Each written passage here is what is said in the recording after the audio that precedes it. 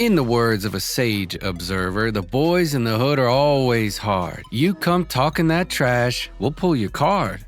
And to me, this is a symbolic reminder of the way life balances the scales, and why we must know when to speak up or stay silent, when to act or hold back. Alas, some folks just can't help themselves though, fueled by bravado and hype. But running your mouth doesn't always pay dividends.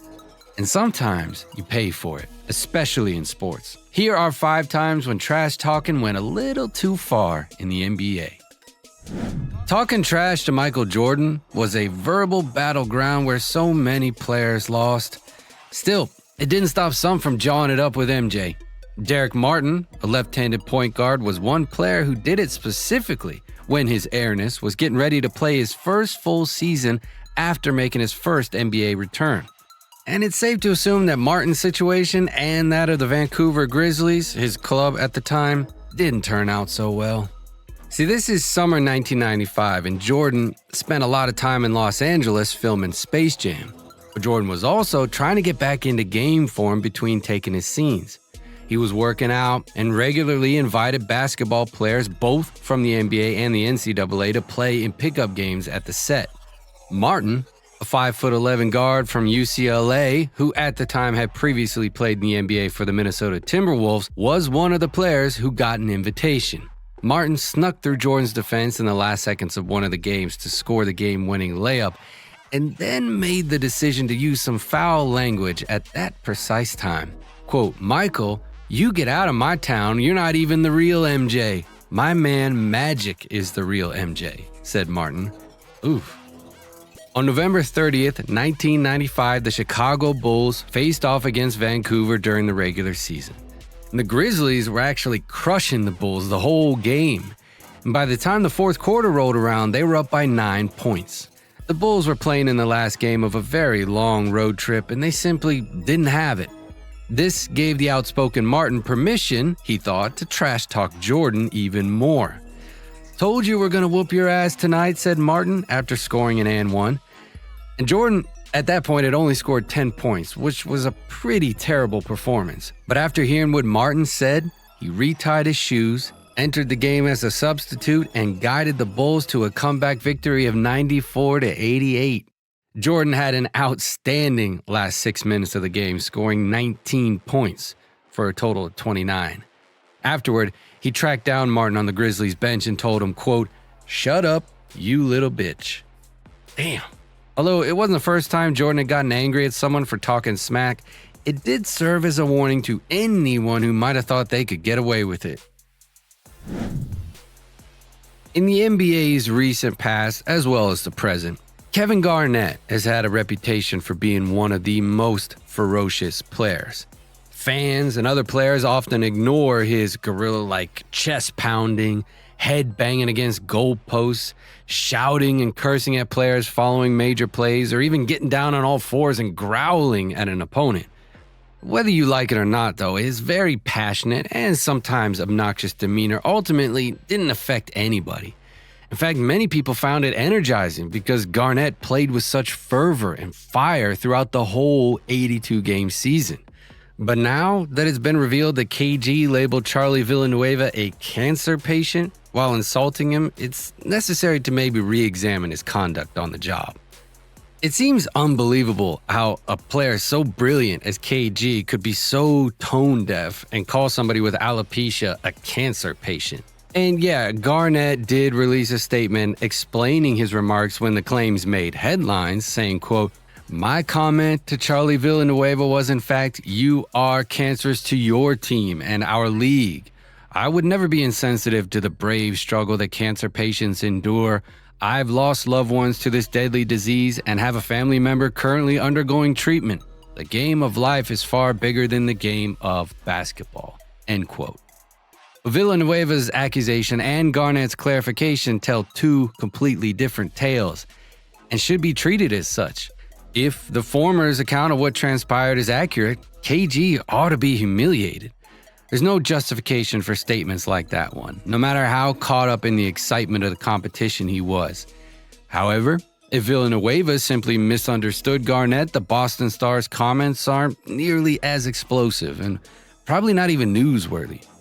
But now that this story has garnered so much attention, it's kind of time for the big ticket to spruce up his on-court mascot. Maybe he could have just toned down the real trash talk while still maintaining his crazy competitive demeanor. Now, MJ always had an aura of arrogance and self-belief that nobody had really shown before, right? When he stepped into the limelight, he was automatically the star. He always fueled himself with his arrogance and desire to become the best ever.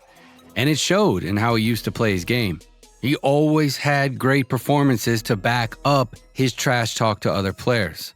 Rex Chapman was one aspiring rookie who saw MJ trash talking someone firsthand. Rex saw the side of Michael that everyone dreaded when he made friends with Michael during a pickup game. He was fortunate to be on MJ's side at the time, though. He's got Jordanitis. Michael Jordan's 3 words were all it took to knock someone's confidence down a few notches. MJ was mocking a former North Carolina star who was sitting out the pickup game in which he was playing. It sounded like a disease or maybe meant the fear of facing Jordan. But either way, Rex Chapman that day learned something about the art of trash talking. And after that pickup game, Michael and Rex actually became good friends. Rex was drafted by the Charlotte Hornets as their 8th overall pick in the 1988 NBA draft. But his finest playing years were spent with the Miami Heat. And undoubtedly, one of the best days of his playing career was when the Miami Heat took on the iconic 1996 Chicago Bulls squad, now considered as one of the greatest NBA teams to ever play. In the first half, MJ defended Rex, who completely destroyed him with 24 points. Rex scored more points at one point in the first quarter than the whole Bulls squad. Now, Rex didn't actually say much when they had their scuffles during the game, but Rex did say that he could not just let MJ dunk on him.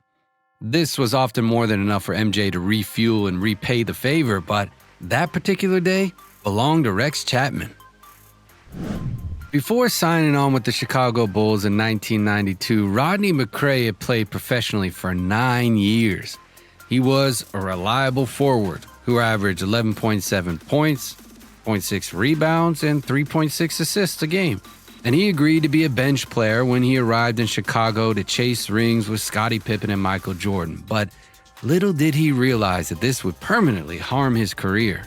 A Sports Illustrated article claims that McRae wasn't Jordan's favorite person, and a former Bulls player allegedly claimed that Jordan even went so far as to force him to give up playing the sport altogether. Quote, "He's the most viciously competitive player I've ever seen. That's what makes him, I think, the greatest player ever. He has practically ruined Rodney McRae for us. When the two players are on opposite teams in scrimmages," the source said, "Jordan is in Rodney's face screaming, 'You're a loser. You've always been a loser.' Rodney can hardly put up a jumper now." McRae ended up winning a title that year, but only averaged 15.9 minutes per game. And it was also the last season he ever played. Now, even though the forward agreed to make the sacrifice of sitting on the bench, Jordan just didn't like him since he didn't match his energy, particularly during practice. And as Michael Jordan emphasized several times in The Last Dance, one way he helped his teammates mentally and physically be ready for their opponents was by spewing trash to them during practice. He used it as a tool to determine who had the mental fortitude to handle his leadership. Unfortunately for McRae, though, Jordan's aggressiveness and trash talking prompted him to permanently quit the game. He just overpowered him. On Monday, January 7, 2013, Knicks star Carmelo Anthony was so incensed by veteran Celtics player Kevin Garnett's obscene trash talk that he waited outside the Celtics bus for him to arrive after the game. Now, what possibly could have angered Anthony so much? Well, sources claim that Garnett said to him, quote, "Your wife tastes like Honey Nut Cheerios." Not cool, Kevin. Made even worse when you consider that Melo and his wife were actually separated at the time and eventually got divorced. Garnett and Anthony had to be separated on court, and both were hit with technical fouls during the Celtics' 102-96 win at MSG. But immediately after the game, Carmelo yelled at Garnett outside the Celtics locker room. "I wanted to talk to KG," Anthony told reporters. "I think it was something that we both needed to get off our chests and see what really was the problem." It wasn't no altercations, it was just some words and a conversation that we needed to have, end quote. Now, he was referring to being outside the Celtics bus after things had subsided a little. It was also reported that Anthony and his reality TV star wife, Lala, had been living apart for at least 2 months at the time, and she rang in the new year at Miami's South Beach without him. Another insider also said that Anthony, quote, really had a reason to target Garnett, and added the strange remark that KG must have never gotten hugged as a child. Oof, now that's cold. Well, that's a wrap on our journey through the 5 most intense moments of trash talking in NBA history. From heated exchanges to mind-boggling insults, these players took trash talking to a whole new level. But let's not forget, these moments were fueled by intense passion and competition on the court. So while we may cringe at some of the things that were said, we can't deny it's all part of the game, right? So buckle up and get ready for more intense NBA moments, because we know that this is just the tip of the iceberg. Stay tuned to our channel for more electrifying content that's sure to keep you on the edge of your seat. Also, don't forget to like, comment, and subscribe to never miss out on the action.